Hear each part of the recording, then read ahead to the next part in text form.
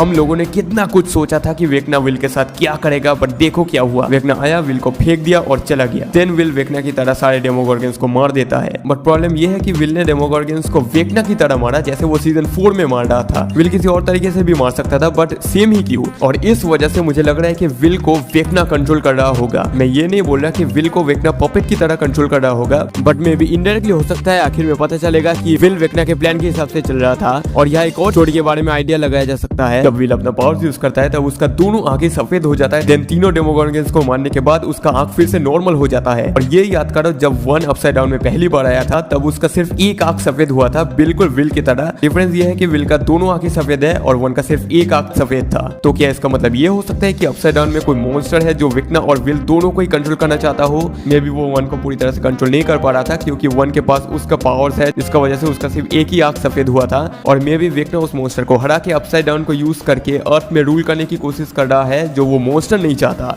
और हो सकता है विल अभी उस मॉन्स्टर के पूरे कंट्रोल में है, इसलिए उसके दोनों आंखें सफेद था। और अब तुम ये सोच रहे होगे कि अगर विल को कोई मॉन्स्टर कंट्रोल कर रहा था तो वो डेमोगोर्गन्स को क्यों मारेगा, आखिर वो भी तो अपसाइड डाउन से ही है। बट ये याद करो कि वेकना का सिर्फ एक आंख सफेद था, जिसका मतलब मे बी वो मॉन्स्टर उसे कंट्रोल नहीं कर पा रहा है, इसलिए वो उसे मारना चाहता है, जिसके वजह से वो अभी विल का मदद कर रहा है, जिससे वो लोग वेकना को खत्म कर दे। देन वो एक्चुअल मॉन्स्टर जो विल के अंदर है वो सामने आएगा और अपसाइड डाउन के सारे मॉन्स्टर्स के साथ अर्थ में अटैक करेगा। जो भी हो, हमें ये पता है कि 49 मिनट